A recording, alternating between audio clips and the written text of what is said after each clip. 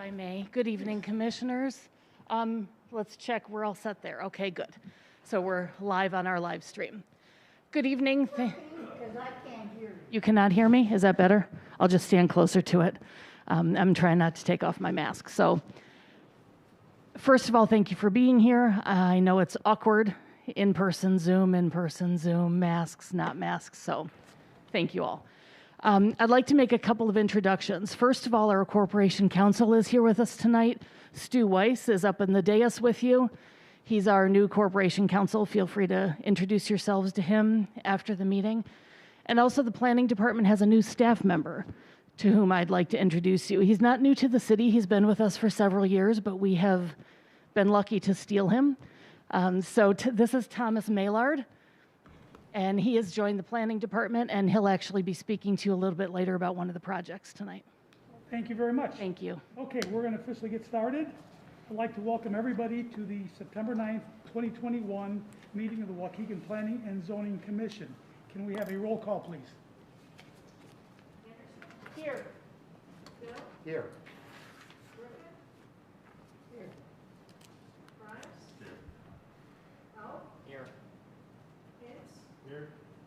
Rivera. Present. Santiago. Rodriguez. Here. Okay, we do have a quorum. I'd like to just, oh, I'm not on. Thank you. See, I told Stu to sit next to me in case there's something that I did wrong or I needed some guidance on. He's sitting here so he can kick me. Let me know.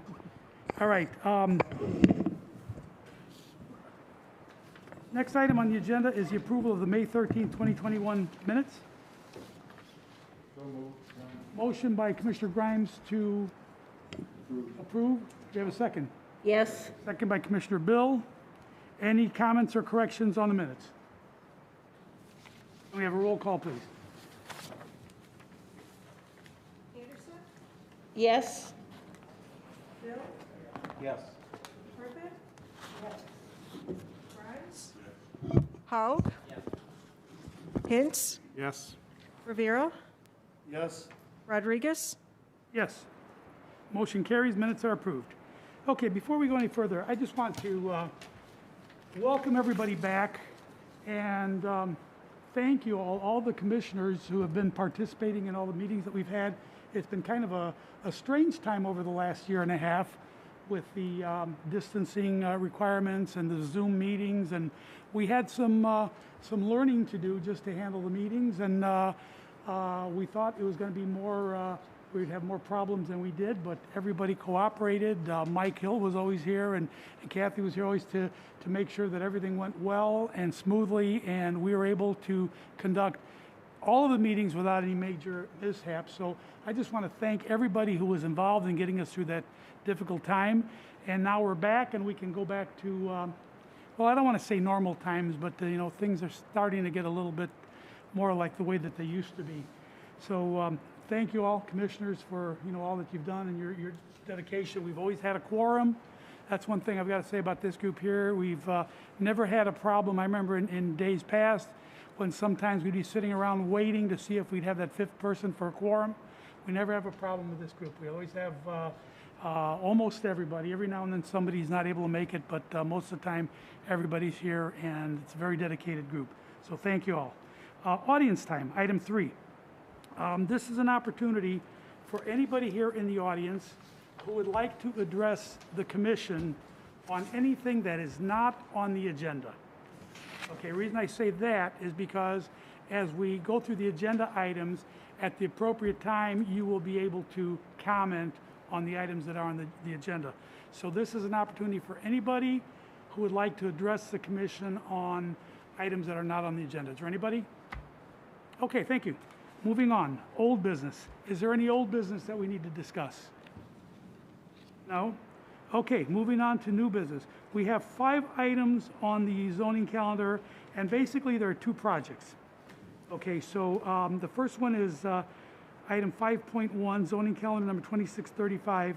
This is a request by the petitioner, Community Action Partnership of Lake County and Facet Holdings LLC, for a conditional use permit for a banquet facility at the location known as 202 to 208 North Genesee Street.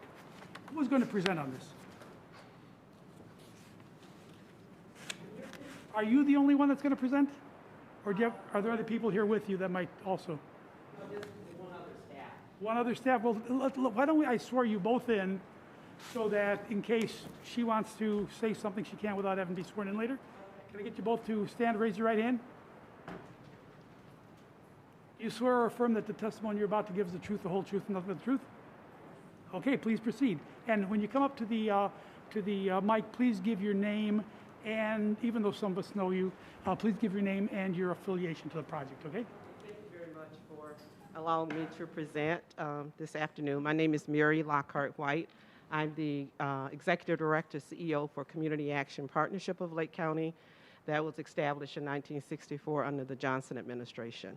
We're asking to be allowed to get a conditional use permit for the downtown location at Genesee Street across from the Genesee Theater, a banquet hall that housed about 240 people in the facility. Right now we have done everything that is required through the city, so we would ask for you to consider that. I'm not sure what else that you need, but I'm open for questions. The commissioners have any questions? Yes, Commissioner Rivera. Glad that someone is, I'm glad that that building is going to be occupied. It's been unoccupied for what? 2005. Yeah. Yeah. So it's good that someone's taking an interest I think your mic doesn't work. in bringing that back to life. So thank you very much. Thank you. We're looking And forward to again, you know, also with Uline being involved as well, from what I understood, reading the paper, and it's good that we, you know, build relationships and partnerships with companies like that, with Uline. So Yep, that's all I absolutely. have to Thank say. you. Thank you. Any other comments or questions from the commissioner? Okay, is there anybody else here that would like to speak out in support of this request? Is there anybody here present that would like to speak out in opposition to this request? Okay, please come up to the mic.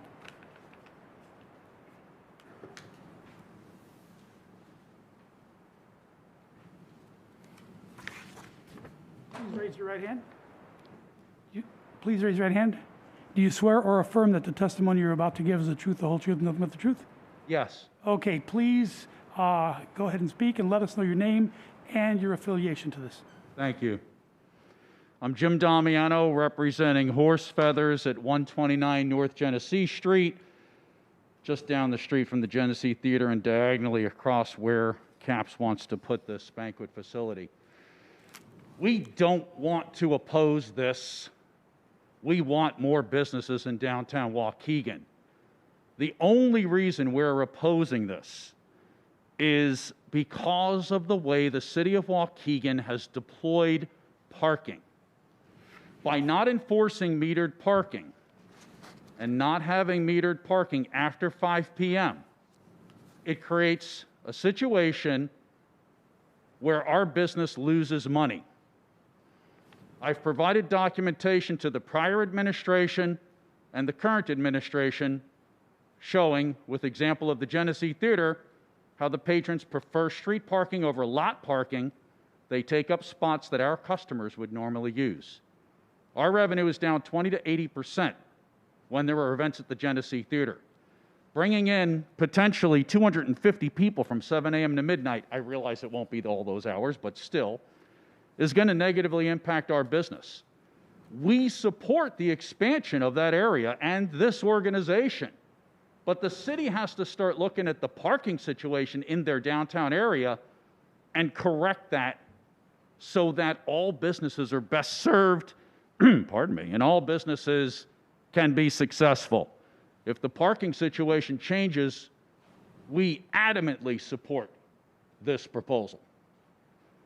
That's it. Thanks. Thank you. Is there anybody else here present that would like to speak out in opposition to this request? Commissioner, Yes, sir. could we have somebody address that point that this gentleman brought up in regards to the parking. Noel, could you address that, if you could, please? I know that there has been some work done on our parking recently. I can't address that specific issue. However, parking isn't really under the purview of the Planning and Zoning Commission in this case because it's downtown public parking. So it's not a factor. You'll see on the staff report the 8 factors that the Planning and Zoning Commission has jurisdiction to consider, and those are the things that you should consider in your decision making. Okay, thank you. Thank you. Nobody else here wants to speak out against this? Okay. Can I have the city give their up-to-the-minute recommendation on this? Mr. Chairman, I have a question. This gentleman has a concern about the parking. Where does he go with it? Please.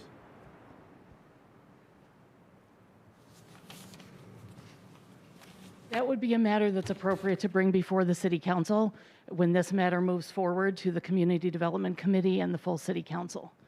That would be the place to address that. Stu, did you want to add anything?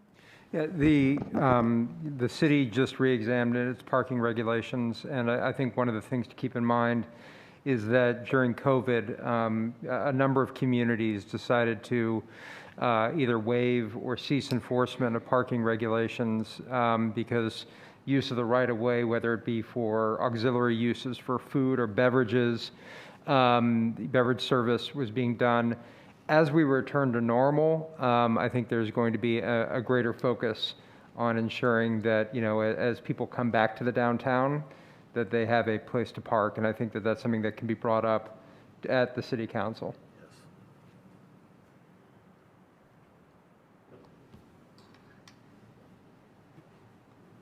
Okay, we're ready for your comments. Good evening, everyone. As Noel introduced, my name is Thomas Maylard from the Planning Zoning Department. I am presenting the staff report put together by Principal Planner Russ Tomlin. And, based on the 8 factors that obviously Director Kisher-Lepper referenced, the staff report is suggesting approval of this use. We believe that this use is compatible and consistent with the downtown and the neighboring properties. Do any of the commissioners have questions of city staff?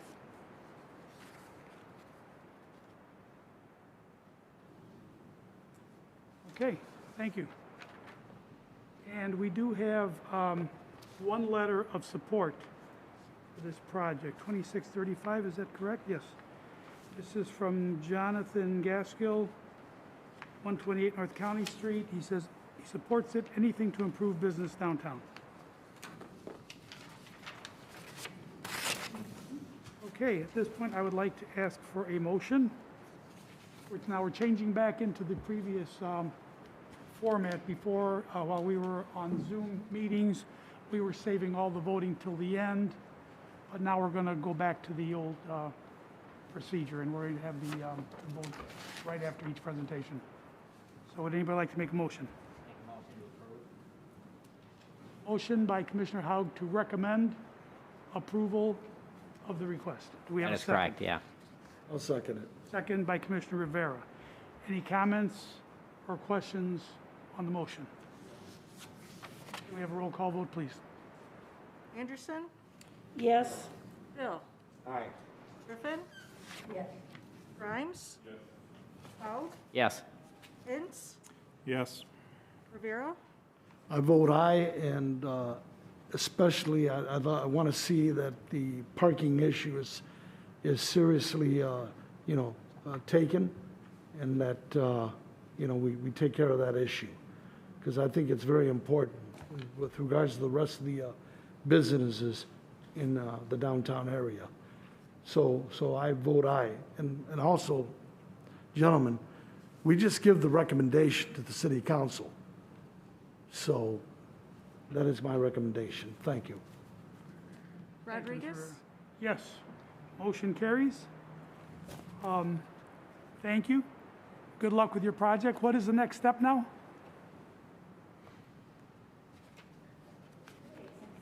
please.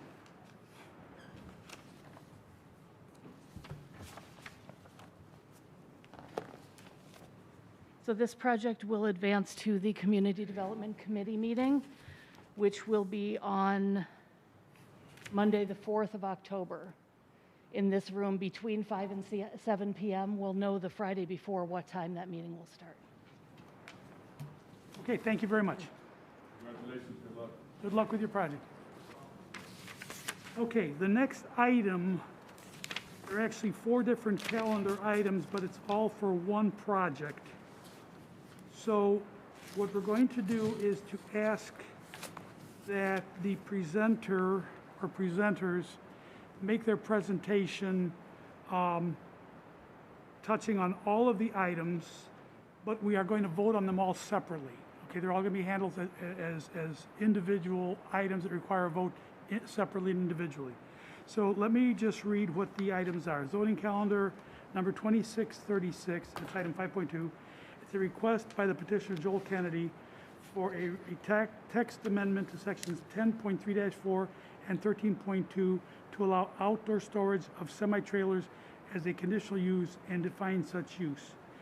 Item 5.3 is zoning calendar number 2637, a request by the petitioner Joel Kennedy and Sunset Woods Development for a conditional use permit for outdoor storage of semi-trailers at the location known as 405 Lakewood and 435 Lakewood and 3230 Dorchester Avenue.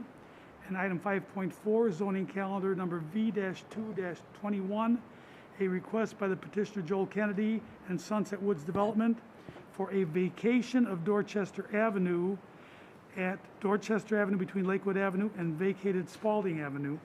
And item 5.5, zoning calendar number 2638, which is a request by the petitioner Joel Kennedy and Sunset Woods Development for a preliminary and final plat of Bridgepoint Waukegan subdivision for the locations known as 405 Lakewood, 435 Lakewood, and 3230 Dorchester Avenue, and proposed vacated Dorchester Avenue. So who is going to be presenting on this? Just one person? We have others that would answer the question. Okay, then if others are going to be expected to possibly participate, I would like to swear everybody in. And as you get up to speak, as you get to microphone, I would like each to introduce yourselves and state your affiliation to the project. Okay, please raise your right hand. Do you swear or affirm that the testimony you're about to give is the truth, the whole truth, and nothing but the truth? Okay, please proceed.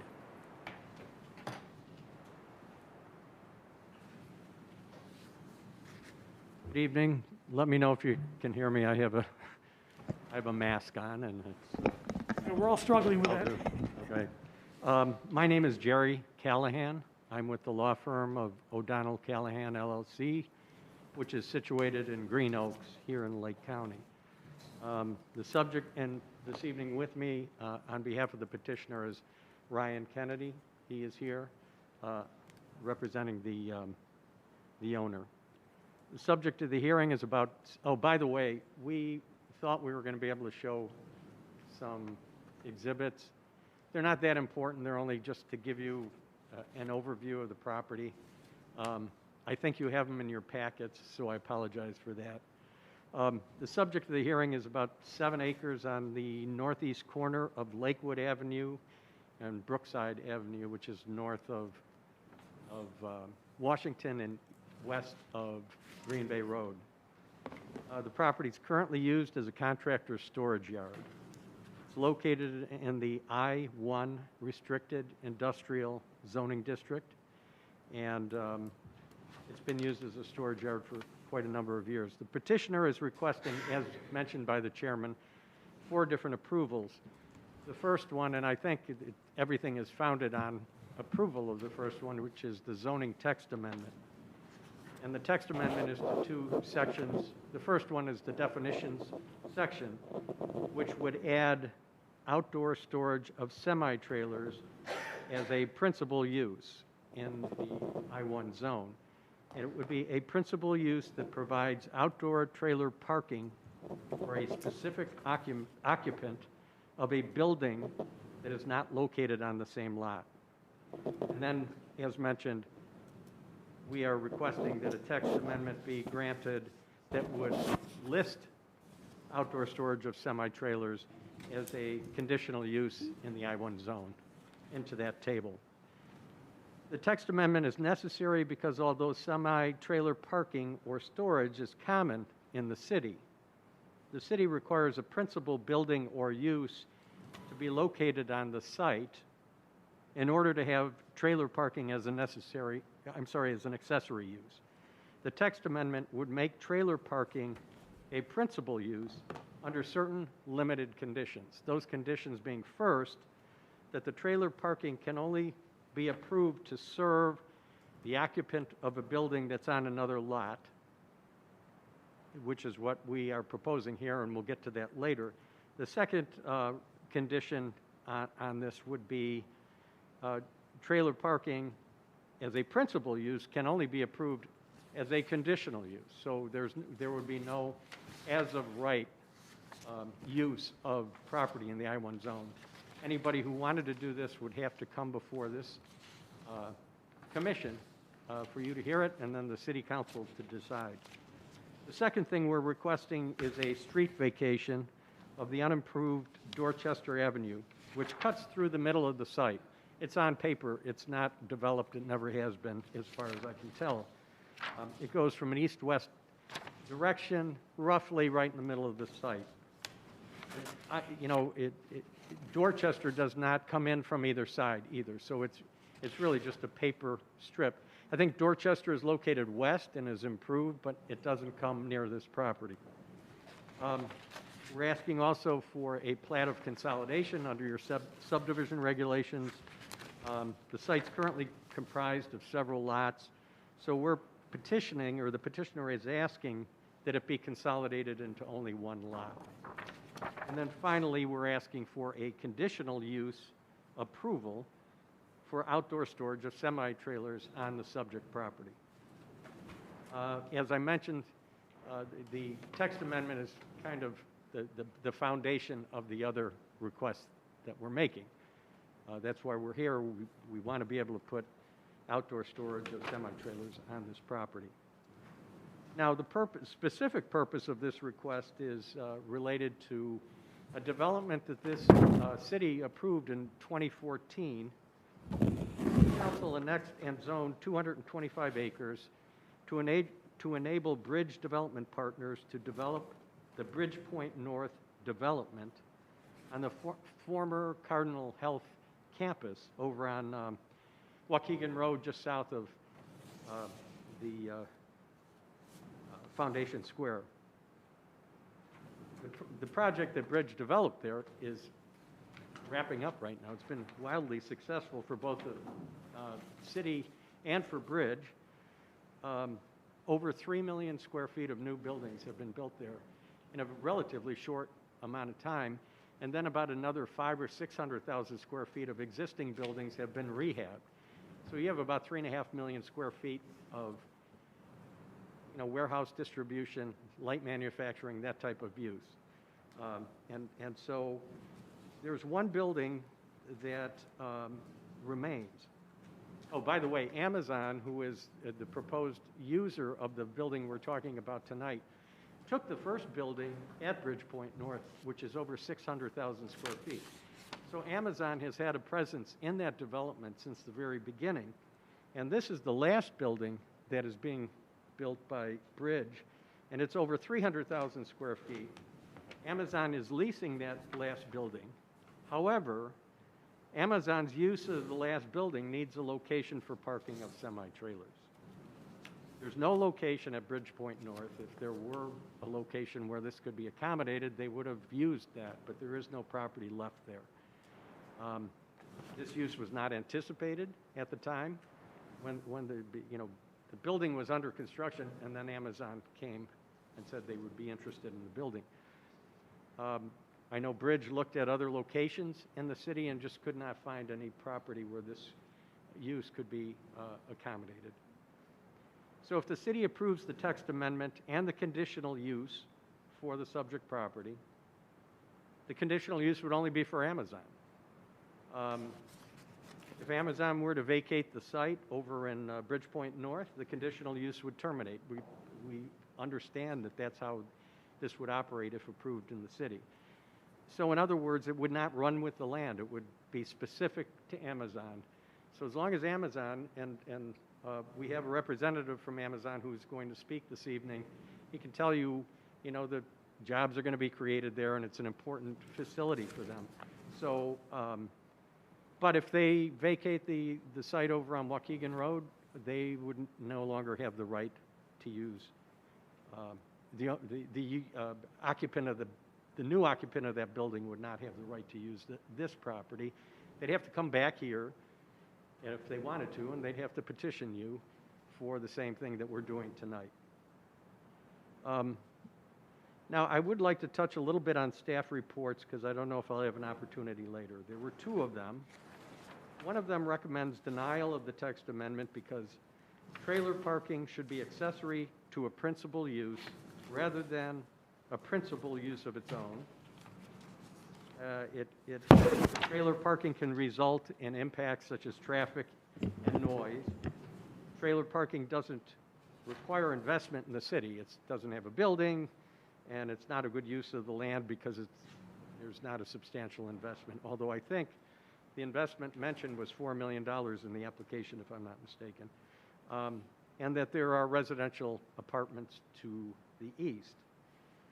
So I'd like to respond to those, or at least give you my point of view. Although trailer parking would be available as a principal use, it would be much different from other principal uses for the reasons I just stated. It would be tied specifically to the user of another building. If that user, and you're happy, let's say you're willing to do that, or the city is willing to do that, only for so long as that user is in that other building that needs this use. Once that user is gone, you have to start over. Somebody would have to come before you and ask permission for that. So it's not really a standalone use. It has to be linked to another lot and another building and another user. And you would have that opportunity to decide whether it makes sense to approve another one in the future if Amazon vacated. The other thing I'd like to mention is that parking lots are already allowed as a principal use in the I-1 district without any requirement that a building with a principal use in it be present. So parking lots are permitted. This is not a parking lot for cars, it's a parking lot for trucks. You could look at it that way. So there's already a precedent in the code that this type of use without a building is a permitted use. We're not asking for a permitted use, we're asking for that this be a conditional use. So you would have more controls over this type, the type of use we're talking about this evening. The potential impacts identified in the staff report would be the same for any of the permitted use, or many of the permitted uses in the I-1 zone.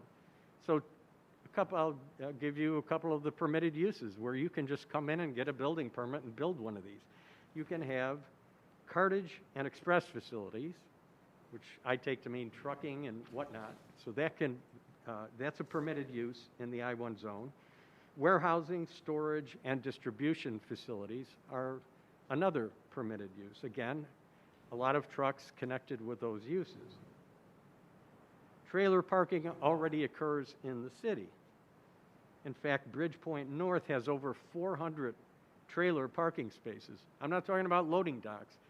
Places where Amazon has a long line on the west side of that property. It's a very long building. If you've ever been out there, that's all for trailer parking. It's been going on since that project was approved. I believe it goes on in other developments in the city, so it's not unusual to have trailer parking. Now, the other thing that I think is significant about Bridgepoint North is on the north side, across McGaw Road, are apartments. On the east side, across Waukegan Road, are apartments. West of it, now there's some wetland area in between and a railroad track, but if you go west of Bridgepoint North, there are townhomes. There's residential all around that development, and as I said, there's over 400 semi-trailer parking spaces out there that are used. So this is not a condition that is unusual in the city of Waukegan. The only difference is we've been told that you have to have a building or some other principal use before you can have trailer parking. Approving trailer parking for the subject property would not impede future development. In fact, it's going to support Amazon. It's important. I mean, Amazon is going to create jobs. It will, I think by the time when you count up the two buildings, they have about 1 million square feet in the city of Waukegan. So they have a significant investment in the city. And I think that you're going to hear from the gentleman from Amazon who's going to explain why this is important to them. If the conditional use is approved and Amazon eventually vacates the building, the site would be easily redeveloped. It's not going to have a building on it. It's going to have pavement and landscaping. Nothing could be easier to redevelop than a piece of property that's been cleaned up, improved, but no building on it.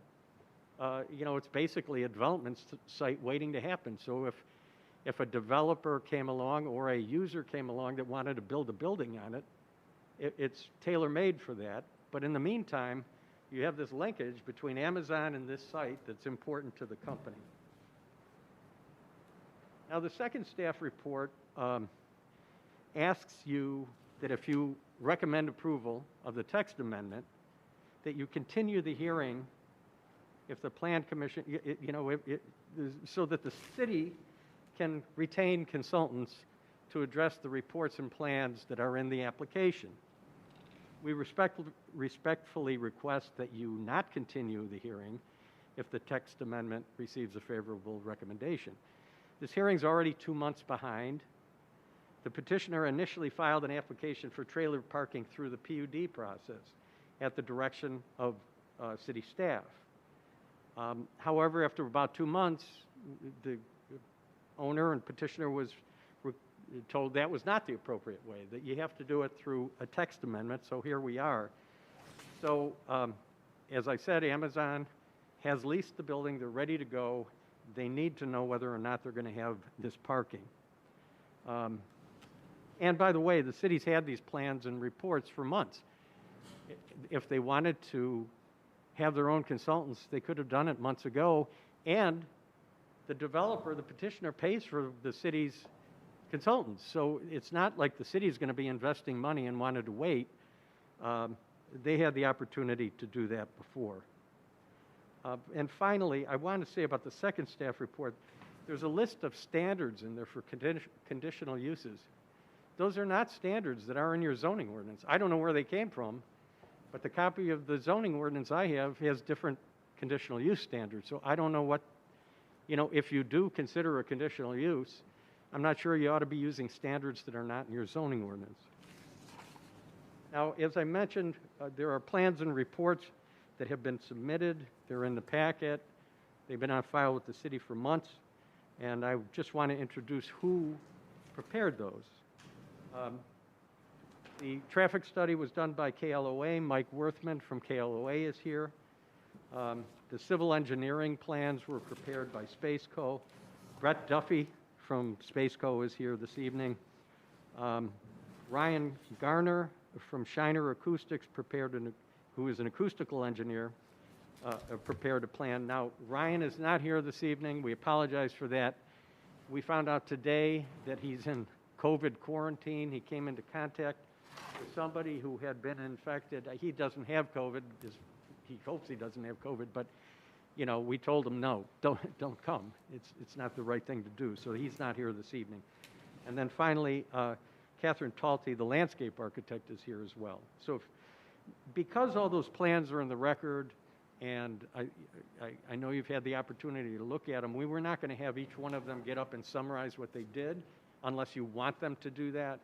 But they are available to answer any questions you may have concerning what's the subject matter of those studies and plans. So anyway, before taking your questions, I would like to introduce Kyle DiGiulio from Amazon, who is going to give you an explanation of the importance of this site for trailer parking to Amazon. Thank you.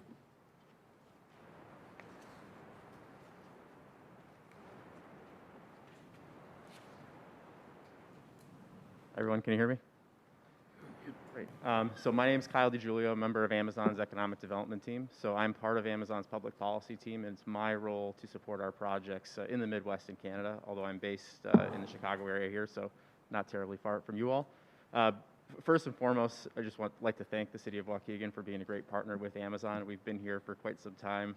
I was actually doing some research on the first facility when we announced that and the jobs that were coming to that. And at that time, Amazon was celebrating the $12 an hour wages that we had, which have obviously increased significantly since then.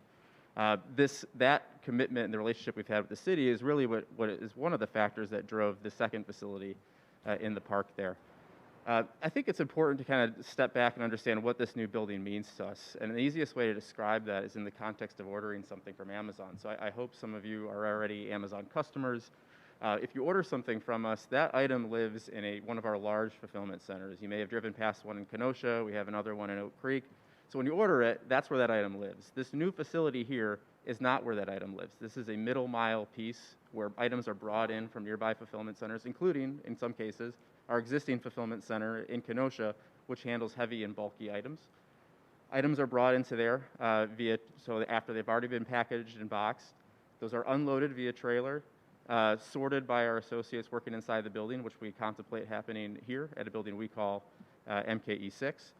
Once they're sorted, they are basically organized by other regions and delivery routes that they need to go in to get to that customer. So a truck needs to come to the building that's empty, be loaded with boxes that can go to Chicago, back up to Wisconsin, go west. It's that kind of middle point in the package's journey to that customer's doorstep. So when we look for locations like this, certainly workforce is important because we need to hire a lot of people, but most importantly, it's where does this building sit relative to our other facilities and where those customer orders are coming from. So when we looked at this site, the location is ideal. The parking, unfortunately, was not. So ultimately, we decided to move forward because we had a very big gap in that middle mile piece in this region with the facility. But without having the additional parking required, we can't operate this facility at its intended capacity. So what I mean by that is if we just didn't have this secondary parking lot today and we start hiring for our associates, which we're planning in the next couple of weeks to kick that off, that level's capped. We can't fluctuate for the holiday season. We can't fluctuate capacity for Prime Day. Hopefully no more capacity fluctuations for pandemics, but that's obviously a factor we consider too. So we look for additional parking capacity, which ideally is on site. We've spent, even finding the site for the building itself was a struggle in this region. And additionally, finding off-site parking has been a struggle too. And that's why we're here today. This isn't, the preferred option. Obviously, the preferred option is having it on site. But having this allows us to really utilize the building to its fullest capability. So just to give you a sense of what I mean by that too, as far as job creation is concerned, I'm not here to say that we're not going to create jobs in Waukegan. We're already doing that. We want to continue to do that. It's how many jobs can we create as a result of that, and are those going to be here, or do we have to find another facility somewhere else, or shift that capacity to another location like we do another middle mile piece facility like this that's up in Kenosha. So the trucks that are on this lot are empty.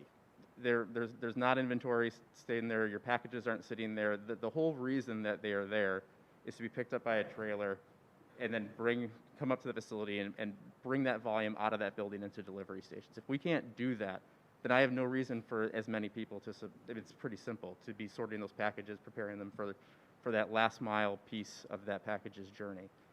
So without this, the building operates at a super, super low capacity. It's not sustainable, to be honest, for Amazon to operate a building this large at that low of a capacity. We've overspent for the amount of volume that we think we could get from it.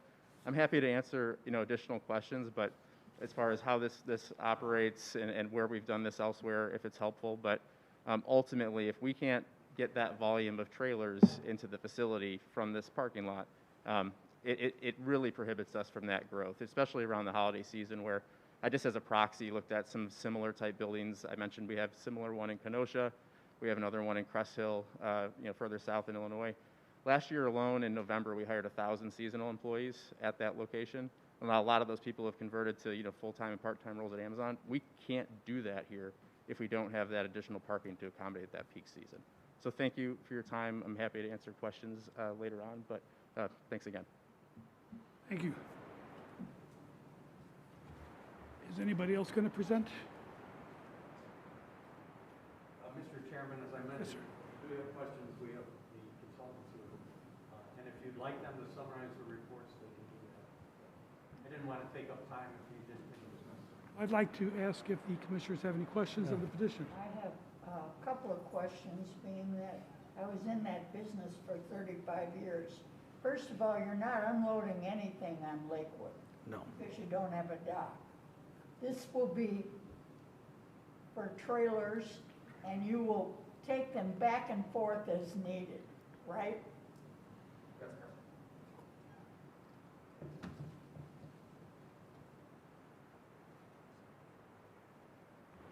Okay, Commissioner Griffin, I think your microphone is off. Can you hear me? Right. So that is correct. The trailers in this lot will Did be you hear me okay? Yes, I could. So the trailers in this lot will, the off-site lot will be empty, and then they will be picked up by a truck. That truck would leave the lot, arrive at the facility, the actual building in the Bridge Park. So mostly it's a drop and hook and a constant. Well, when that truck that's empty leaves, gets loaded up at the facility, it would then travel to, a last mile delivery facility elsewhere. And that's where it gets loaded into an Amazon van, and then it gets delivered to a customer. But they'll be loaded and unloaded at Bridge, right? Correct. Yeah, sorry. Commissioner? Yes, sir. Commissioner Rivera. Commissioner, if I can ask, when you're talking volume of trailers, how many trailers are we talking about on site? I'd probably defer to the numbers in the traffic study. I think there's 136 spaces, and I think daily it was somewhere around 90. Mm-hmm. And also, Commissioner, I would like to hear from Callahan on the traffic, the route study. Even though, we read it here, but just for the sake of the audience so they could hear the route number and what, because they're talking about weight and things like that. But, there's state law when it comes to weight and how it's going to affect our roads. In that area alone, you have plenty of semi-traffic unloading in that district there anyways. So I just would like to hear his results of the study and which one would be the best route to come in and out of the facility there. Okay, and for the record, please state your name again and your affiliation to the project. Hi, I'm Michael Worthman, principal with the firm of KLOA Inc. We're out of Rosemont, Illinois. We've conducted the travel study for this project. It's about a 2.8-mile drive between the Bridge development and the subject site. The route is basically, if you're going from Bridge, Waukegan North, which merges into 41 North, off onto Washington, and it's a short drive down Washington, and then you make a left into that industrial area where this site will be located. And there's actually two different ways you can get in. There's Knoll Avenue or Knoll Road, and there's LeBron Drive there too. So there's two ways to get in. There's separate left turn lanes on Washington, so the truck, if it has to wait to make the left turn, they can get in. The nice part about the travel route is it's a left turn in off of Washington and a right turn out. So there won't be any trucks making a left turn out. That's the more difficult movement. We only need a gap in the westbound traffic when you make the left in or the right out.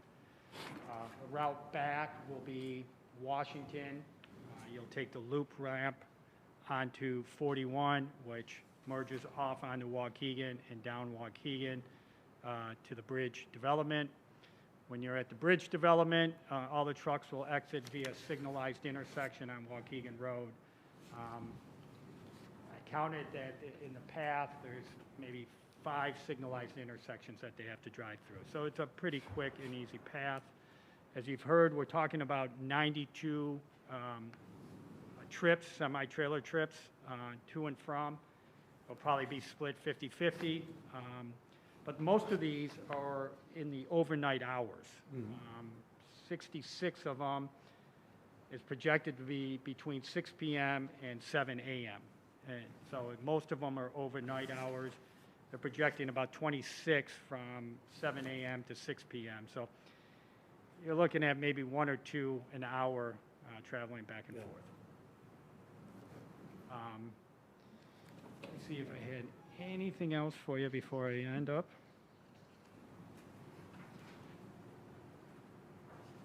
All the roads are arterial roads. You know, Waukegan's a major road, 41's a major road, Washington's a major road. They're truck routes already. Talked about the left turn in, right turn out, left turn lanes on all of them, so they're not going to be stopping in the through lanes. And they're both industrial areas. There's already truck traffic in these areas. When you're on the local roads, they're truck areas. So if you have any more specific questions, I'd be more than happy to answer them, but I will be here if you have any. Well, first of all, I don't know how a company like Amazon can operate without trailers going back and forth. You can't. And Yellow Freight had a terminal half a block from there for years, where trucks have been in and out of that neighborhood for years. No harm done. It's a business. Right. Thank you. I agree with you. Thank you very much. Thank you, sir. Thank you. Any other comments or questions from Commissioners? Yes, Commissioner Haug. You know, I see that there's a couple of houses there, like 200 feet, 250 feet away, and I guess my concern is if I own that house and you've got about 70% of your truck traffic occurring between 6 p.m. and 7 a.m., the noise possibly generated by that. During the day, I guess I wouldn't be concerned. They're at work, they're up, they're around, trying to sleep at night, and you've got trucks backing up with the beeping sound all night long. That would bother me.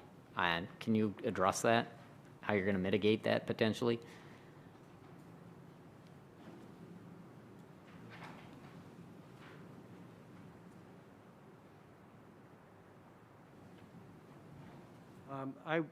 First point I would make is that this is already I-1 zoning. It's been this way for a while. You have a noise ordinance. This site is going to have to meet the noise ordinance, so it'll have to satisfy that. You have different standards for daytime and nighttime. So there are ways to do that. We had a general kind of noise report presented. As I mentioned, the consultant is out because of the COVID quarantine, but I did look at it. There are things that can be done, and the standard has to be met. And the other point I would like to make is that, as I mentioned, Bridgepoint North is surrounded by, on 3 sides, by properties that are residential. 2 apartment complexes, one to the north, both called Amherst Lake something or other, I can't remember specifically. And then there's one on the east side of Waukegan Road, a fairly substantial apartment complex, one to the north, substantial as well. The townhomes to the west are a bit more removed, but nevertheless, they are residential. So it's not unusual to have industrial next to residential. And as mentioned by Mike Worthman, the traffic consultant, we're talking about a couple of truck trips per hour, I think is what you said, Mike, if I'm not mistaken. So, you know, these are going to be spread out. It's not going to be 50 trucks an hour or anything like that. Really, all it is the storage area. When you need a truck, you bring it over. So it's certainly an understandable question, but I think it can be addressed. And I would expect that the city has thought about this since it zoned this property industrial a long time ago. There is there's a construction and demolition debris recycling center just south of this property, and there are other industrial properties in this area. Commissioner Bill. Did you say there was a representative for your civil engineer here? Yes. That Brett question. Duffy is here from Spaceco. Yeah. Sir, I'd just like to know, and I'm sure you've done your due diligence on this, but with this large of a pad that you're going to put in for this parking lot, and it's going to be heavy, and it'll be non-permeable, the water and the snow removal, what's the provisions for that, and will the area accept it? Or is there lift stations needed, or is that part of the plan? Just No, there's no mechanical lift stations required to drain the site. There's an existing storm sewer along Lakewood Drive, which we will be tributary to. Excuse me, sir, did you state your name? I'm not sure I heard it. Brett Duffy with Spaceco, 9575 West Higgins Road in Rosemont. Thank you. We're providing stormwater detention as required by our Lake County ordinance. We're meeting all the Lake County ordinance requirements for that. It's being sized appropriately for the, if you're familiar, they just enacted a new rainfall study, which increased the rainfall depths in the northeastern Illinois. So we designed that to meet the more stringent requirements and meet the county code. So you did take in the fact that the 100-year rain that we were always told about, it's happening almost every year, it's outdoing itself, so. That's, yeah. we are meeting the ordinance requirements, correct, yes. Yeah. We're designing for the 100-year storm event. Yeah, okay. Just make sure we don't want to flood out the communities, because I think the apartment buildings, they're probably great apartments, there's no basements. So We're not draining towards the apartment buildings, we're draining Yeah. south and then west. But when that gets filled, it's going to go somewhere. It's south and west, yeah. It won't, We got the won't go lake towards too, but that's apartments, a, A long way away. yeah. Thank you. yep. Any other questions from civil? Okay, thank you. All right, thank you, sir. Mr. Chairman, could I ask two questions, please? Mr. Hintz. One for the Amazon rep, I guess. Could you give a little more context maybe on kind of what capacity you're operating without this and how many jobs would be impacted? I think I heard you say 1,000, but I wasn't sure if that was just kind of a rough number, or could you give me a little more context kind of around that? For sure. So just to clarify, so the 1,000 jobs number I referenced is I looked at 2 proxy sites in the area. That's how many seasonal employees we hired during our busiest season last year, so basically in the month of November. But to answer your question further, the site is operating without the additional parking lot at 50% or less capacity. And we never do 100 because that Sure. that would be crazy. And is so it sounded like some of this was to manage peak loads, like you said, Prime Day and Christmas and stuff. So would the traffic load be level across the year, or would we expect higher loads in particular times? I guess is maybe my question. That's maybe crosses you and the traffic. Sure. So it'd be higher loads during the busier times of year. There could be days where the off-site lot would not be fully utilized. Yes. Okay. And then maybe then I'm going to transition to the traffic representative. So was that taken into account in the report? Because I didn't necessarily see that detail in here.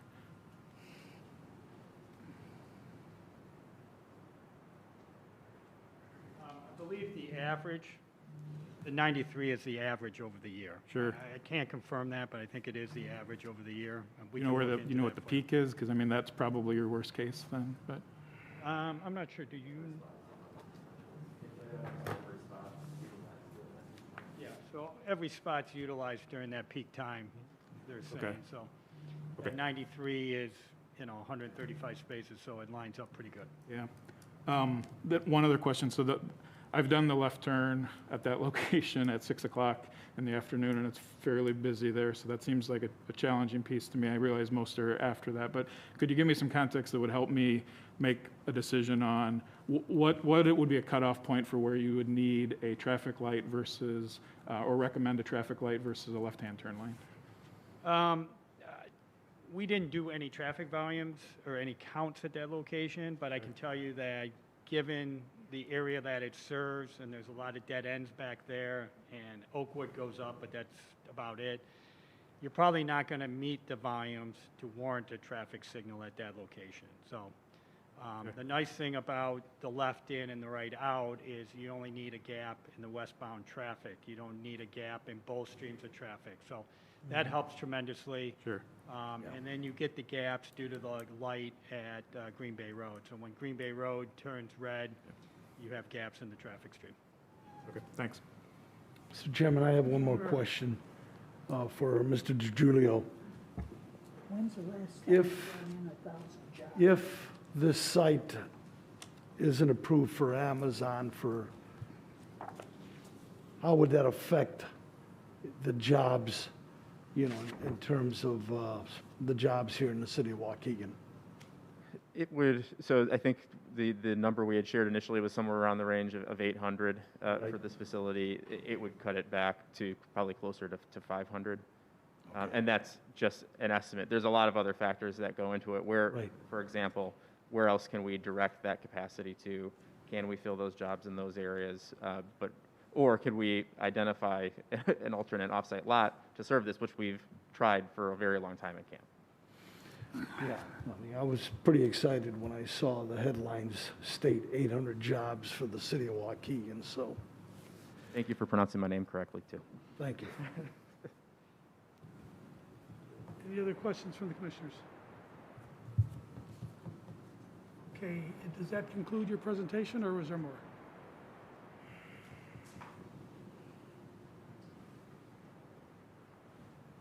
That concludes the presentation. I would like to thank you for listening and asking good questions. And again, if other things come up, we're happy to answer additional questions if you have them.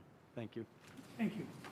Okay, at this time, if there's anybody here in the audience who would like to speak out in favor of this project, please come forward. Is there anybody else that's going to be speaking in favor? Okay. Please come up to the podium. Raise your right hand. You swear or affirm that the testimony you're about to give is the truth, the whole truth, nothing but the truth? I do. Please state your name and your relationship to this project. My name is Kevin Considine. I'm the president and CEO of Lake County Partners. We're the nonprofit economic development corporation for Lake County. Thank you. And, you know, our mission at Lake County Partners is to enable and fuel job creation, so exactly those jobs that you were just referencing there, Commissioner. And thank you, Commissioners and Chair Rodriguez, for the opportunity to do this. I really just wanted to talk about the significance of logistics and distribution and what that growth has been like over the last couple of years. No surprise, those jobs in Lake County have grown by thousands in the last couple of years, and especially Waukegan is, of course, one of the sectors that has done really well through the pandemic. And no surprise, and that's not unique to here. Those are actually, that is nationwide. However, one of the challenges that goes with that growth is exactly what we're talking about tonight, truck parking. This is the fourth time that we've tried to find a home for truck parking in different communities in Lake County. They have been with different clients, so in this case, you know, not all of those have been Amazon, some of them have been, but so several communities are wrestling with this. And it is a challenge. It's hard to find the right spot, but the important part, and it's what Mr. DiGiulio was talking about, in that it's hard to find the right spot, but it's important to find the right spot. And the challenge isn't going away. So there have been a number of looks and efforts to find the right spot in a number of communities, and it's been difficult to do, but the problem isn't going away. So we are going to have to find that proper spot, because this is an important sector for Lake County that we are projecting to continue to grow, but we need to be able to find facilities like this in order to fuel that growth. Thank you. Thank you. One more time, is there anybody else here who would like to speak out in support of this project? Okay, is there anybody here that would like to speak out in opposition to the project? Okay, come forward, please. Is there anybody else? Okay, come on up to the podium. Okay, come on up to the podium. Raise your right hand. Do you swear or affirm that the testimony you're about to give is the truth, the whole truth, and nothing but the truth? I do. Okay, please proceed. State your name and your affiliation to the project. My name is Babu Patel, and we are owner of those two complexes. We have their apartment building, Briarwood and Heritage Green.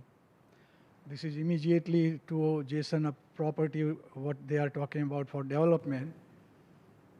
We welcome any good development. We have no objection.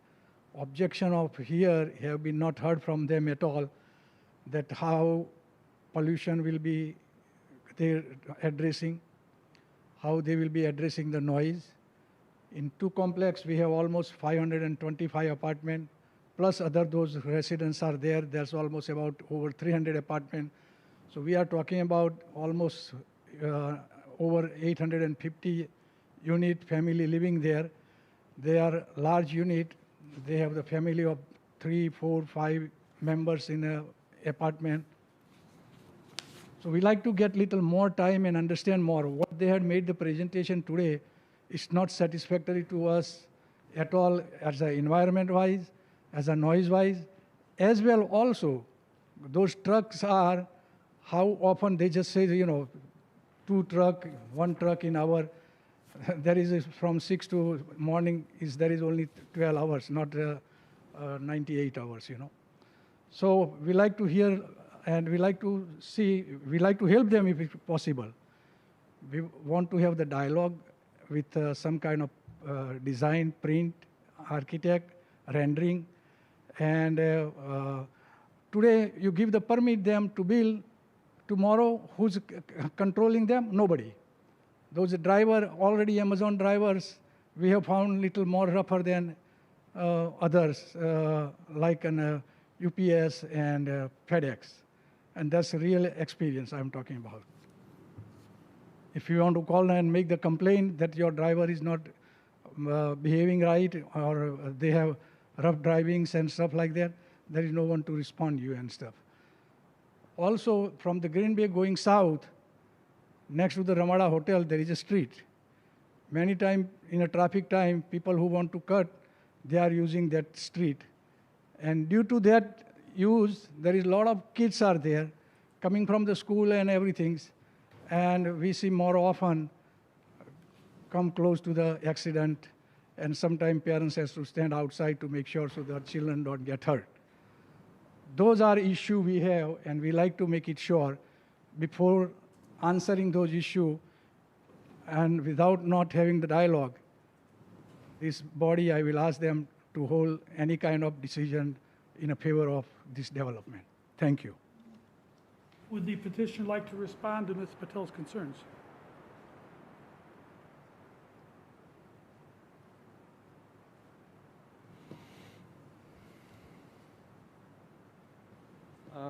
I think we have addressed all the issues he's raised in reports, and and Mike Worthman might be able to help with this, but as you could see the truck routes, they're not going to be going east toward Green Bay Road, and there would be no reason to, and I don't think, I may be mistaken, but I'm looking at the city map, I don't see any way to get over to Green Bay other than if you went down to Washington. There may be a way to kind of circuitous route to get through, but there would be no reason to do that because you'd go a straight shot to Washington and access the site, come in and go out. I mean, we're happy to talk with the gentleman, but we ask that you consider all these requests tonight because of time is precious right now with this project. Thank you. Mr. Chairman, Yes, Commissioner Rivera. we have a representative that can address the landscaping, the buffering, which could, address Mr. Patel's concern about the noise. If you have the proper buffering and the heavy landscaping, that could curtail the noise level. So if you could talk about that, please. Yes. Thank you. Can you hear me okay? Yes, we can. Please state your name and your affiliation. I'm Catherine Talty. I'm the landscape architect. Addressing the property adjacent to the apartment buildings, the design of the site took that into consideration, and we have placed the detention area in between effectively the parking facility and the parking that is adjacent to the apartment building. So it's a naturalized area. It's green, completely native planted, and we have some trees there. The thought behind the design was to kind of actually celebrate the view of the detention area because it is kind of a native preserve.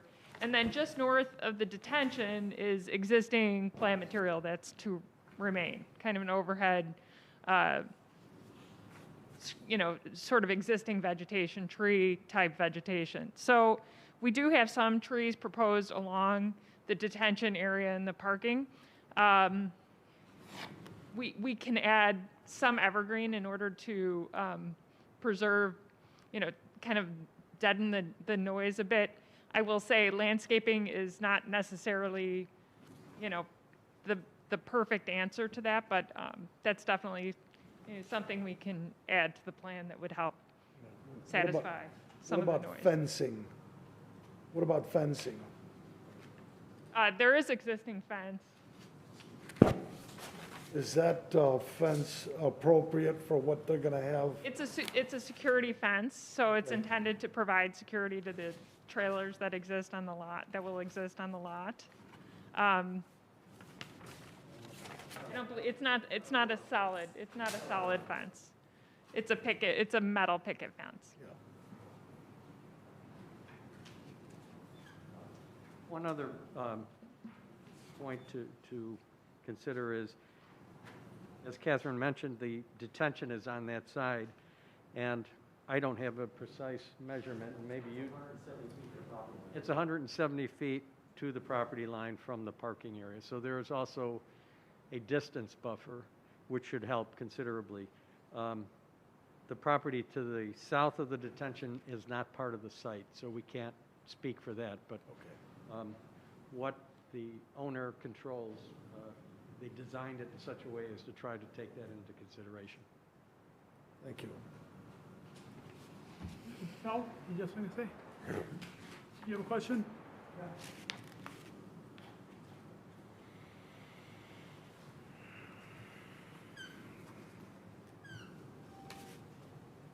I still have made some questions reference to pollution, reference to noise, and how that will be controlled. That's very, very important, because those diesel truck, sometimes driver sleeps in it and they have to leave the truck on number of hours.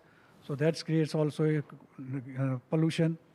So those are the concern we have, and still we have not satisfactorily heard from the developer.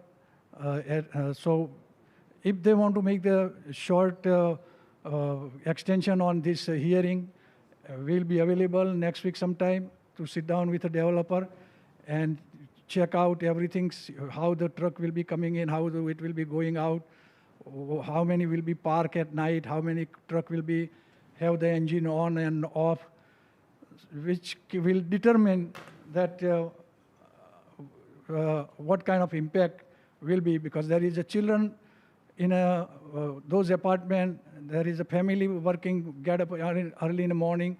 What kind of traffic and other will impact by those trucks? So we will discuss all these things with the developer, and if there is a satisfactory, we will support it. But if it's not satisfactory, we will, of course, will make objection, because there is almost over 800 apartments, people are living there, and I think they are there. They are coming in, to drive them out will be not appropriate, and that will be not right way to do it. Thank you.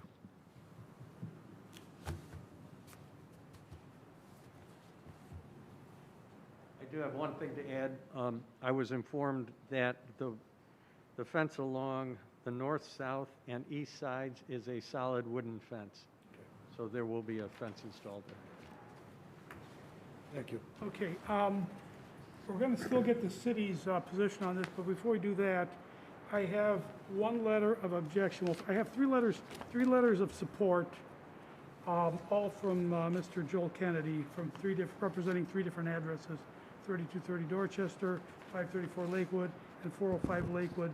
They all support. They don't give any text, any reason, but those are the support letters that we have. And then we have one letter of objection to zoning calendar 2638, and I'm going to read it to you. This is from Tamim Shiade. I hope I got that right. 336 North Green Bay Road. It says, I am writing to express a strong opposition of the proposed rezoning. Heritage Green Apartments are completely opposed to the rezoning that will cause traffic safety problems and increased noise, light pollution to the area for the residents that reside across the street from the development. Traffic and safety of pedestrians are major areas of concern. There is a contradictory use with the residential complex right across the street from the proposed development. At a minimum, buffering from the new development would need to be implemented to keep the impact for long-term residents at a minimum, which include but not only landscaping, fencing, and strategies to mitigate traffic. Is this person here by any chance? Okay. I'd like to ask commissioners if you have any additional comments or questions for either the petitioner or the objector before we go on to city staff's position. No? Okay, then I'd like to ask city staff to come up and give us their position on this, their recommendation. Good evening again. As you know, your packet contains staff reports from Mr. Tomlin for zoning calendar 2636, 2637, and a combined report for the vacation and zoning calendar 2638. So those are all in front of you. For the text amendment, zoning calendar 2636, as you know, we're recommending denial. We too appreciate the relationship we have with both Amazon and with Bridge Development Partners. We feel it's been a good relationship. We've been able to talk to each other candidly and try to work through issues over the years that we've worked together. And as you know, we have supported bridge development since the beginning. Those projects have come before this commission. Not all of you were on that on the commission during those times, but certainly some of you were. So we do have a strong relationship with them, and we'd like that to continue. We also have a great relationship with Lake County Partners, and we're a member of that organization and work together on any number of projects. And we do understand the challenge of finding truck parking, and we've been approached before about such uses in the city, including on this lot previously, by a potential interested buyer. And Mr. Considine is correct that this is a difficult issue, both in Waukegan and elsewhere in the county. And I'm assuming beyond just Lake County as well. That's exactly the reason that we've requested a continuance on the hearing if you choose to recommend advancement of the text amendment, because then the conditional use permit is really critical that we define that properly and make it such that it doesn't establish a precedent that's untenable. We have to look at the impact of such a text amendment, not just on this property, but on all properties that are zoned I-1 in the community, because this text amendment would apply to each and every one of those properties potentially. So we need to look at a much bigger picture than just this lot, this particular use for this tenant. We need to look at the larger impact. Some of you who were on this commission in 2011 may recall that we made a zoning change that went through this commission and through the city council to remove parking lots as a permitted use in the business districts and make them only accessory. So this issue has come to not necessarily you as individuals, but you as a commission and to the city council before. And the decision was made to eliminate that use as a principal use. So this would be turning that back. And the staff still continues to feel that the recommendation that was made in 2011 to prevent it from being a principal use in this district is the right decision. Thank you. Do any of the commissioners have questions of city staff? Commissioner Haug. Now, with the text amendment, that still requires a conditional use permit, right? So it still would come before us, even if we made the text amendment. Right. The text amendment would create parking lots as a principal use, whether we use this exact language or it's changed along the way by city council. It would create it as a conditional use within the I-1 district. So it'd still give us the opportunity to not deny it if it came before us. Correct, yes. To deny any individual conditional use permit, though equal criteria would need to be used for all applicants for that use. Okay. Commissioner Griffin. I have been sitting here for a number of years and have yet to see many 1,000 job projects come in. And I don't see anything else on the board either. I would do whatever I could to keep these people who are providing jobs for our community in the community and make it as easy as we can.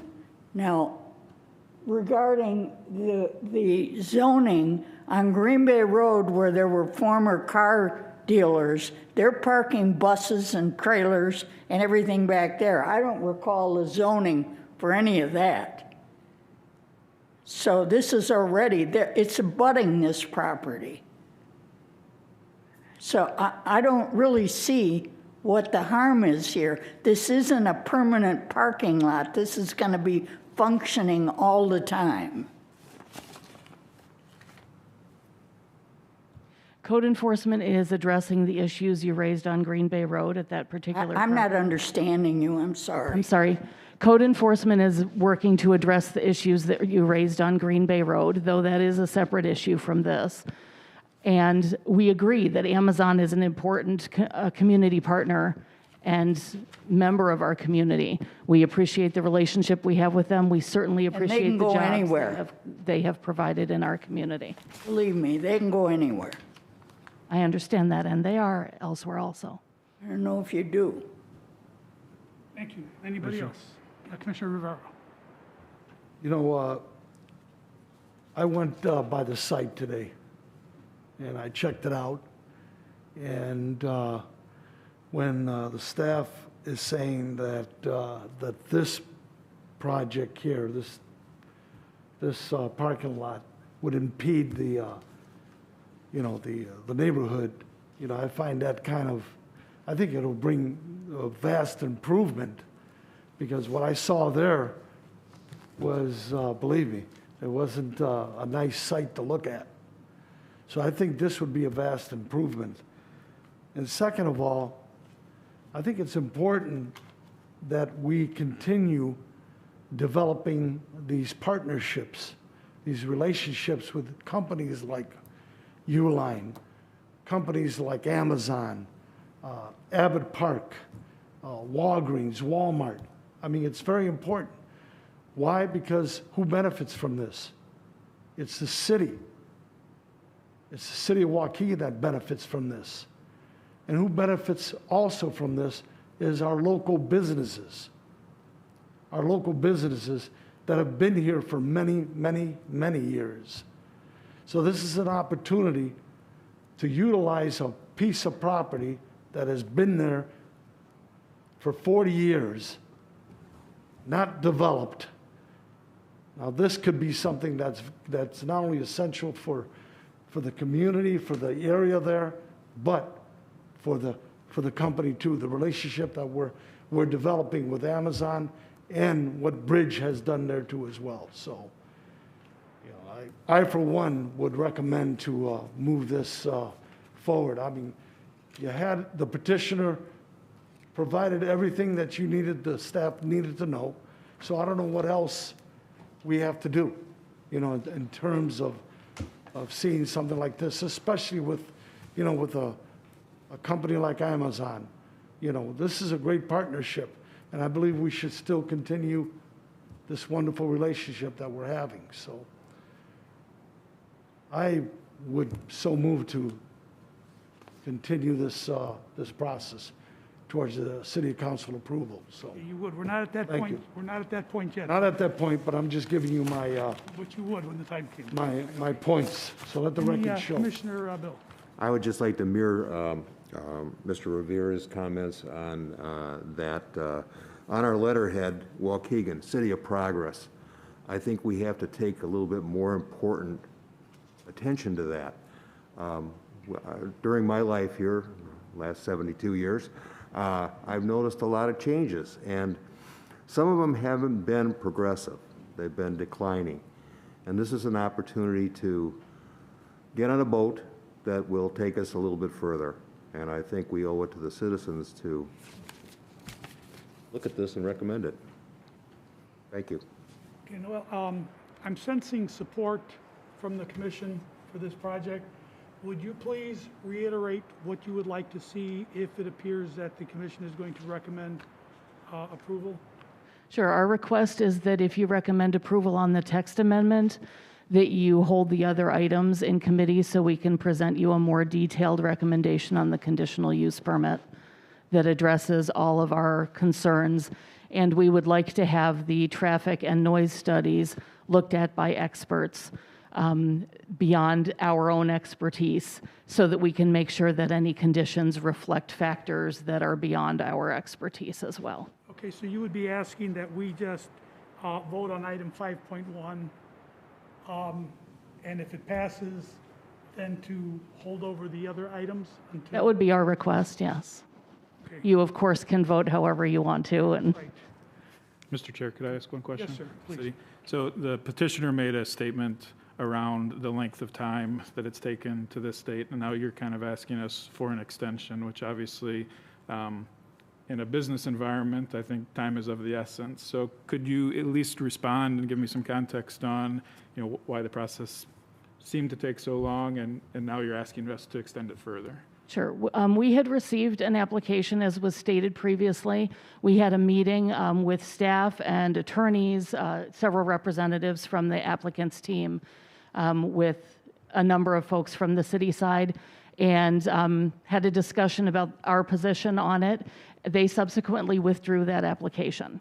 This application was submitted in a timely fashion by August 8th, which was the deadline to be on tonight's agenda. So the discussion has been ongoing for some time.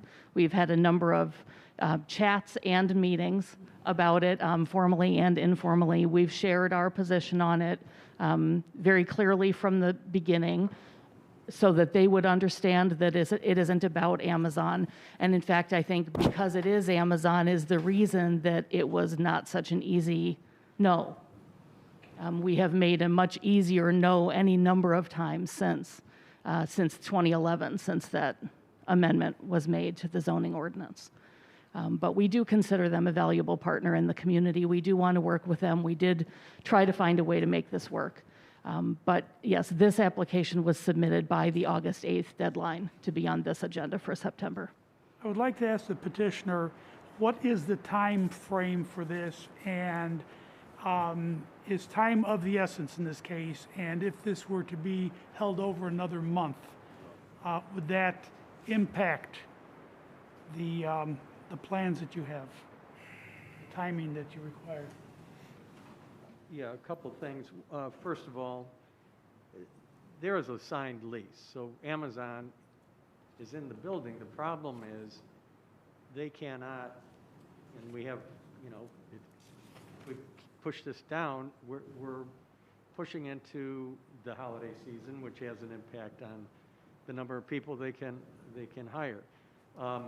There have been meetings on this going back to May,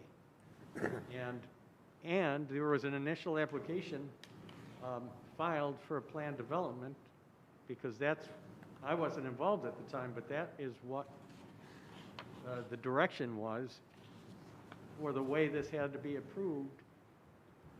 They were then told, no, that's not the right way to do it. You have to apply for a text amendment. That's why the petition was withdrawn, not because they weren't ready to go forward. All the same reports are here that were available then.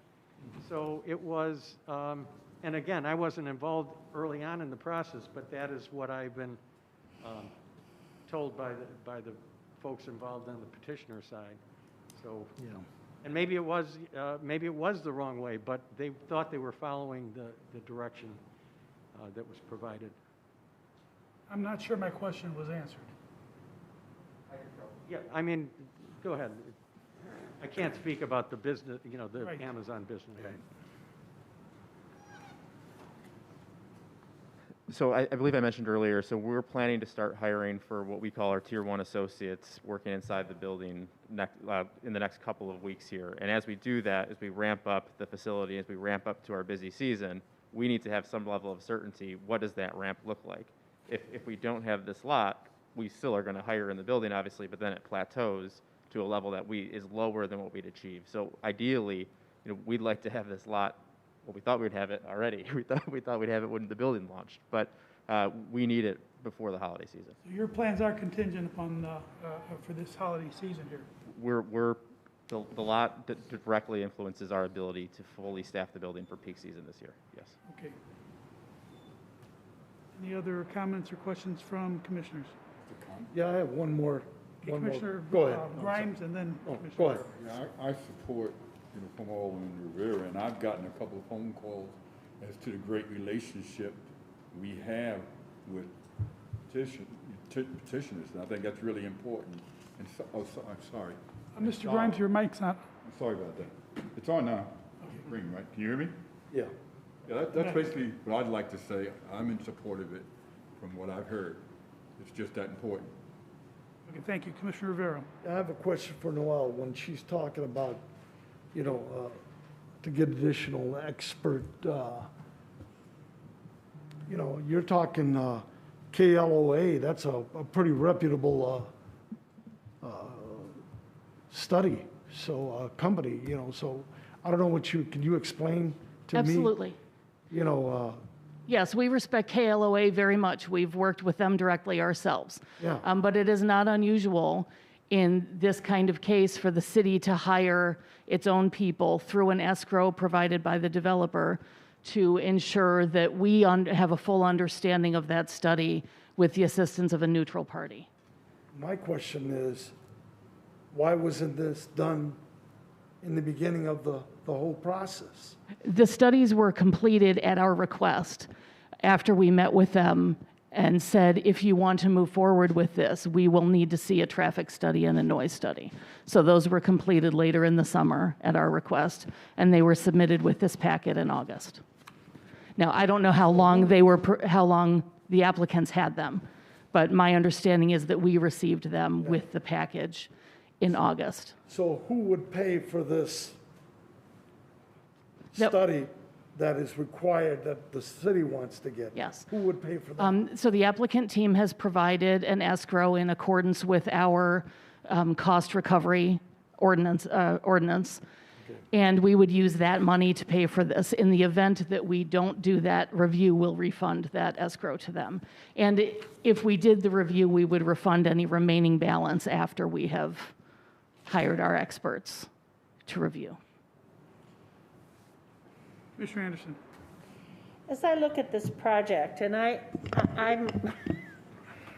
sort of in a conundrum because I look at jobs, Waukegan needs jobs. I look at progress, Waukegan needs progress. But it seems like it has the potential to be at the expense of 850 residents to some degree, or maybe more. And I'm not sure that this is an easy decision, because I guess that's why we have a conditional use permit, so that the public gets to weigh in on this. But it's, the homework's been done. I see the study for the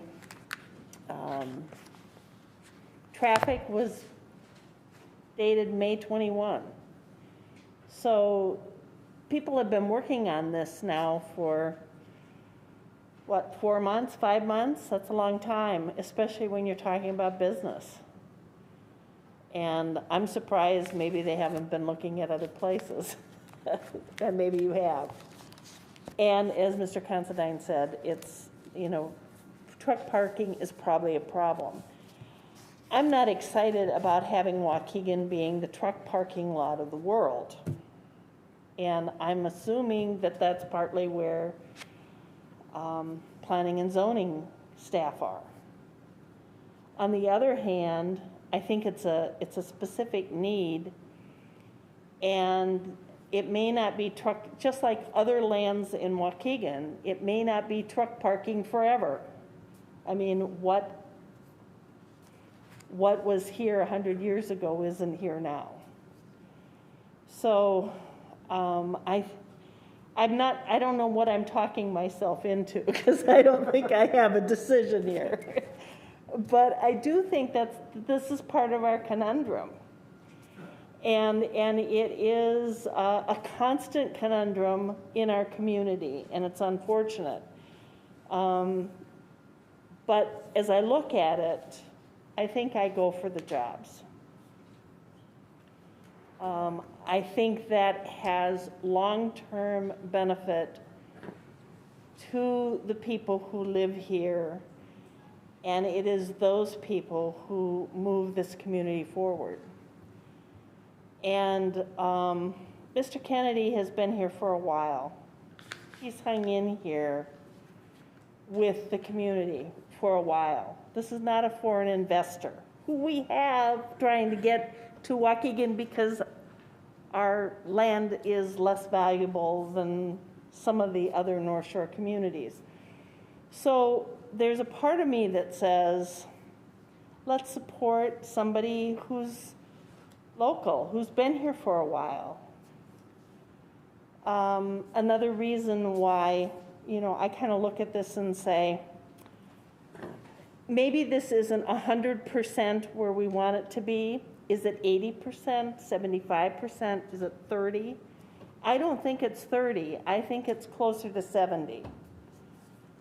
So I'm going to support this project. Anybody? Commissioner Griffin. I would like to know, knowing that the need is there probably for being able to move the freight in and out at this time of the year is important. But what is the schedule to develop this? Yeah. That's a good one. How much time is it? Good one.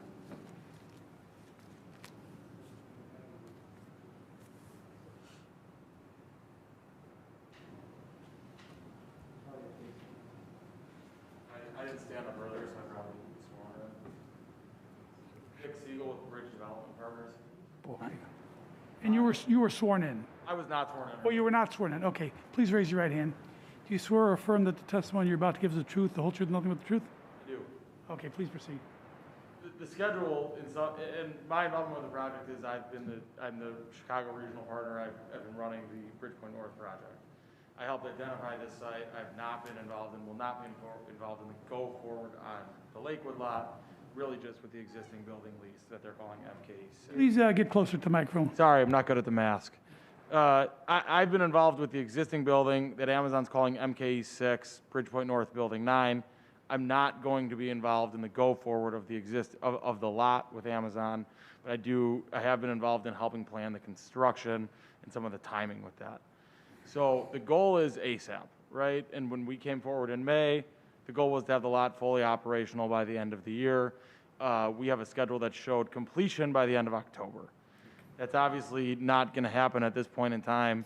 I think we're going to have some significant cost increases because of the timing delays we've had between May and now for winter conditions, for liming, for heating the site during the winter. But the goal is to construct the lot as quickly as possible so that it can be used this construction season, or this peak season for Amazon. So our hope is to have it done by the end of the year still, and we're going to do everything we can to expedite construction when that happens. So you would not be able to use it for this busy season, this upcoming holiday season? I don't want to rule that out. There's some cost conversations that we're going to need to have now to expedite construction in terms of both overtime work and heating and liming the site during the winter. So our goal is to have the site operational this year still, but it's going to be a sprint. Okay, who else had a hand up? Nobody else? Okay, Mr. Patel.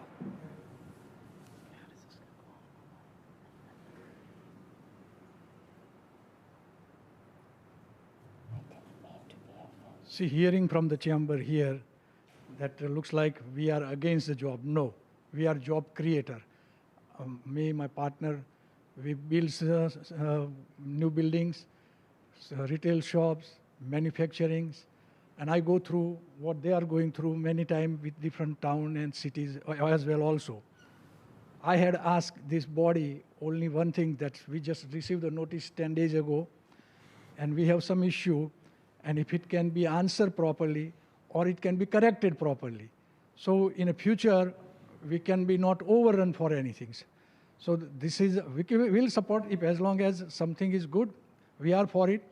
I'm bringing my guys to get the job in Abbott and stuff like that since 1968 and 69, dropping them and picking them up and finally getting the house for $80 a month rent. So I'm familiar with Waukegan. If I wasn't in love with Waukegan, I won't have this kind of investment here also with close to 600 apartment. So I have big investment also. And next to something coming, sure we concerned. We want to make sure that our property do not get damaged or our resident do not get hurt. And if there is something we have questions, we can sit down and solve. So that's why I just ask if you can postpone this voting today to approve. Another 2 weeks will be nice. And once we are satisfied, I think they will get better support from us than anybody else. Thank you. Thank you, sir. Okay, so the reason I had asked the question about whether the success in this busy season was going to be contingent on this being approved now was I was just wondering in case the commissioners wanted to hold this over till further information could be gotten and maybe some kind of consensus could arise between the petitioner and the property owners nearby. Didn't want to have a delay impact your ability to operate this Christmas season or this holiday season if that was your goal. Okay, but it seems that that is not necessarily the target time for getting this rolling. It seems like you have a little bit more time if the commission should decide to hold this off for another month. Yes, sir.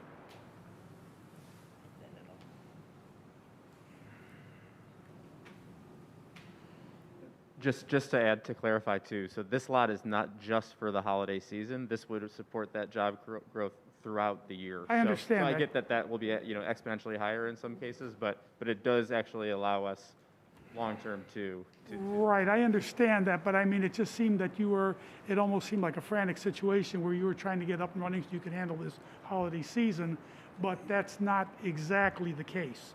This is more of a long-term thing, but of course, the sooner you get it going, the better off it'll be for you. Certainly, although as I mentioned before, I thought we would have this lot open next month. Okay. Thank you, sir. All right, Commissioner Anderson. Is this the time where we could move to hear this again next month? You can make I'd like to make that motion. to carry it over, and then we can have discussion on it. Yep. See if the commission supports that. Okay, so you are making a motion to hold this whole package over till the next meeting. And we'll meet and talk about it next month, Okay. after there's been some conversation. Do we have a second for that motion?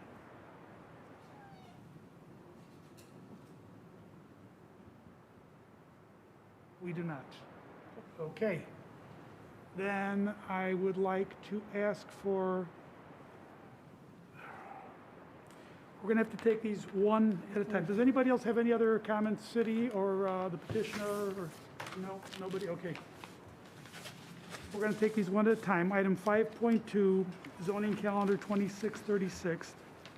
This is a request by the petitioner, Joel Kennedy, for a text amendment to sections 10.3-4 and 13.2 to allow outdoor storage of semi-trailers as a conditional use and define such use. Now, this has nothing to do with the actual property, the actual location. This is just a text amendment. So, that's the motion. So move. Seconded. Okay. Motion by Commissioner Rivera, second by Commissioner Haug. Any discussion on this motion? Can we have a roll call vote, please? Anderson? No. Bill? Aye. Griffin? Aye. Grimes? Yes. He said yes. Yes. Haug? Yes. Hintz? Yes. Rivera? Yes. Rodriguez? And I just want to make a comment before I vote. This is one of those where I kind of share a lot of your concerns, Teddy. This is something that I see as being possibly a big thing for the city of Waukegan, bringing a lot of jobs in and helping to stabilize and anchor Amazon to our community. And of course, with jobs come other opportunities and, improvement in the lifestyle of the people that have the jobs and that are bringing home the good paychecks, the good salaries from Amazon. And so I think it's a very good thing.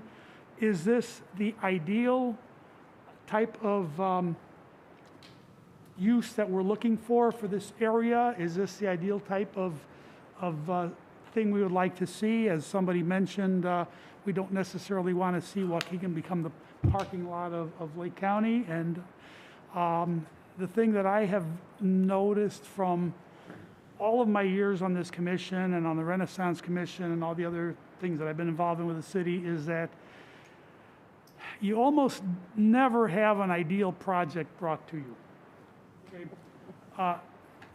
There are so many things that have actually passed and gone through and been approved that really were not the ideal thing that I would have liked to have seen, or that, in fact, everybody would have liked to have seen. They're just always, we like it, but, and this is one of those cases where, sure, I'd like to see a higher use for that property, and yet the property has been vacant for a number of years. I don't see anybody knocking on the door trying to build a Hilton hotel there or any kind of manufacturing facility. So I am inclined to support this as being something that will bring jobs to our community and money to our community. And even though, as I said, this is not the highest or best use for that property, but I will support it, so my vote is yes. Motion carries. Okay, next item. Item 5.3, which is zoning calendar number 2637, a request by the petitioner Joel Kennedy and Sunset Woods Development for a conditional use permit for outdoor storage of semi-trailers, and this is specific to this location, 405 Lakewood, 435 Lakewood, and 3230 Dorchester Avenue. I think Commissioner Bill was ready to make that motion to recommend. I do. Recommend. I recommend approval? Approval of Okay. calendar 2637. Thank you. Do we second by Commissioner Griffin. Do we have any further discussion on this motion? Can we have a roll call vote, please? Anderson, Yes. Bill, Aye, yes. Griffin, Yes. Grimes, Yes. Haug, Yes. Hintz, Yes. Rivera, Yes. Rodriguez, Yes, motion carries. Item 5.4, zoning calendar number V-2-21. It's a request by the petitioner Joel Kennedy and Sunset Woods Development for a vacation of Dorchester Avenue between Lakewood Avenue and the vacated Spalding Avenue. Do we have a motion? So moved. Motion by Commissioner Howell to recommend approval, Second. Oh, yes. second by Commissioner Rivera. Is there any further discussion on the motion? Can we have a roll call vote, please? Anderson, Yes. Bill, Aye. Griffin, Yes. Grimes, Yes. Haug, Yes. Hintz, Yes. Rivera, Yes. Rodriguez, Yes, motion carries. And the last one is zoning calendar number, it's item 5.5, zoning calendar number 2638, and that is a request by the petitioner Joel Kennedy and Sunset Woods Development for a preliminary and final plat of Bridgepoint Waukegan subdivision for 405 Lakewood, 435 Lakewood, and 3230 Dorchester Avenue, and proposed vacated Dorchester Avenue. Mr. Chairman, I move to recommend Hintz. approval for zoning calendar number 2638. Motion to recommend approval, seconded by Commissioner Howell, was that? Oh, Commissioner Griffin? Okay. Any discussion on that motion? Roll call vote, please. Anderson, Yes. Bill, Yes. Griffin, Yes. Grimes, Yes. Haug, Yes. Hintz, Yes. Rivera, Yes. Rodriguez, Yes, motion carries. Thank you. Good luck with your project. The next step will be Noel, what was that date again? The first Monday of October, was that the 4th? The 4th of October is the Community Development Committee. Staff will be recommending that we move forward with getting experts to review the documents. We also need to draft the conditional use, conditions of the conditional use permit. We need to set the price for the vacation. There are a number of other steps that need to happen prior to that meeting or subsequent to that meeting, depending on council's Thank you very recommendations. much. Okay, now, I just want to clarify for everybody what this all means, okay? Because this came before the Planning and Zoning Commission, and our purpose here is twofold. Okay?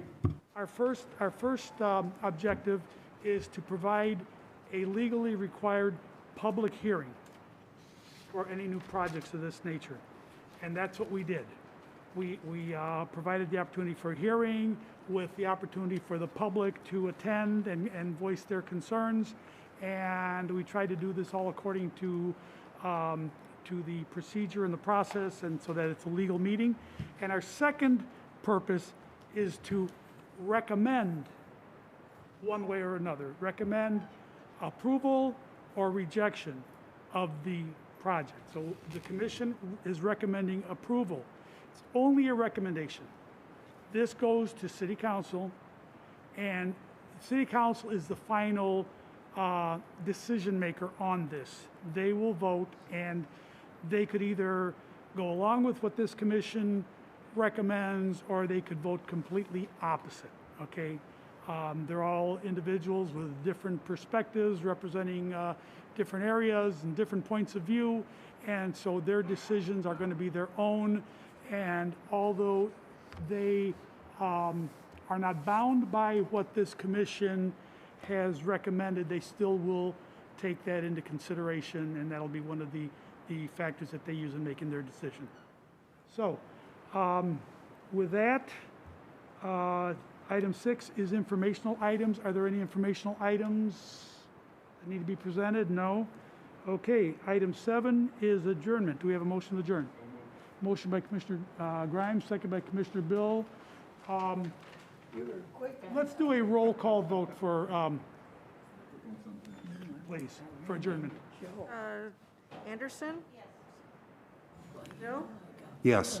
Griffin? Griffin? We're taking a vote on adjournment. Commissioner Griffin? Yes, okay. Grimes? Haug? Yes. Hintz? Rivera? Rodriguez? Yes, motion carried. Meeting is adjourned at 8:49.